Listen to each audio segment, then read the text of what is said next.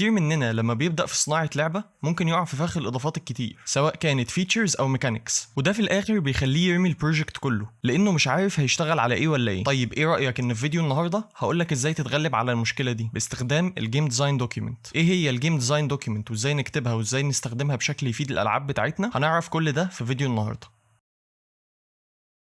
الجيم ديزاين دوكيمنت هي من اسمها دوكيمنت بيكون مكتوب فيها مجموعه معلومات خاصه باللعبه اللي احنا شغالين عليها، والهدف من الدوكيمنت دي انها تكون كجايد لاين نمشي عليه في وقت الديفلوبمنت، وده طبعا بيخلي البروسيس بتاعتنا منظمه اكتر وما يكونش فيها اي توسع للسياق او سكوب كريب، وده طبعا بيحصل لما نبدا نضيف اضافات كتير ونكبر السكوب بتاع البروجكت. وعشان كده الجيم ديزاين دوكيمنت مهمه لانها بتحمينا من التشتت والتوهان. وهنا نيجي للسؤال التاني، ايه المعلومات اللي بتكون مكتوبه في الجيم ديزاين دوكيمنت؟ بيكون فيها معلومات زي النوع او الجونرا، فكره اللعبه، الارت ستايل، المهام او الاوبجكتيفز المطلوبه من البلاير، الميكانيكس، البلاتفورم او المنصه اللي هتنزل عليها اللعبه. وطبعا ممكن نضيف معلومات اكتر من كده بس انا حابب اركز على دول في فيديو النهارده. وبالشكل ده احنا عرفنا المعلومات اللي بتكون مكتوبه جوه الجيم ديزاين دوكيمنت. طيب ايه رايكم نعمل دوكيمنت اللعبه مشهوره زي ماينكرافت بحيث نعرف هنكتب ايه؟ وهنا ممكن نتخيل نفسنا في سيناريو الديفلوبر المسؤول عن تطوير لعبه ماينكرافت ونشوف هنكتب ايه في الجيم ديزاين دوكيمنت. اول حاجه معانا هي النوع او الجونرا الخاصه باللعبه. بالنسبه لماينكرافت فهي لعبه سرفايفل ساند بوكس. فكرة ماينكرافت ان البلاير يحط بلوكس ويستكشف ويتعايش في العالم المحفوف بالمخاطر اللي هو فيه. بالنسبة للارت ستايل فماينكرافت لعبة فريدة من نوعها لان اللعبة كلها مبنية على البلوكس او المكعبات، وبرضه بنلاحظ ان هو لو بولي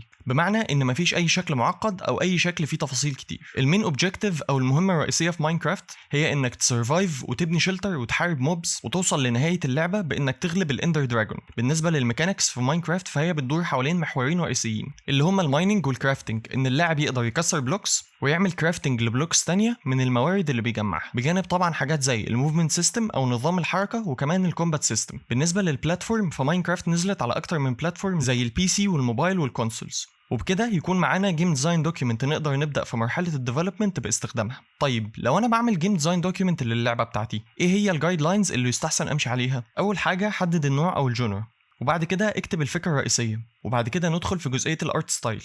اكتب الارت ستايل اللي انت حابب تستخدمه في اللعبه، وطبعا ما تنساش تحدد الاوبجكتيفز او المهام اللي البلاير المفروض هيعملها، وطبعا ما تنساش الميكانيكس، واخر حاجه البلاتفورم. وبكده تكون انت عملت جيم ديزاين دوكيمنت للعبه بتاعتك، وده هيساعدك ان انت تكون ديفلوبر منظم وتطلع اوتبوت كويس. ايه رايكم نعمل فيديو تاني عن مواضيع معقده اكتر ممكن نكتبها جوه الجيم ديزاين دوكيمنت؟ وبكده نكون وصلنا لنهايه الفيديو. ما تنساش تشترك في القناه وتفعل زر الجرس عشان يوصلك كل جديد، وتسيب لايك على الفيديو وتكتب لي رايك في الكومنتس، وتعمل شير للفيديو في كل مكان عشان اكبر عدد من الناس يستفيد. وبس كده، سلام عليكم. تمام، وقفنا ريكوردنج على اللابتوب، ويا رب يكون التليفون لسه بيصور. الله بقيت السكريبت فين؟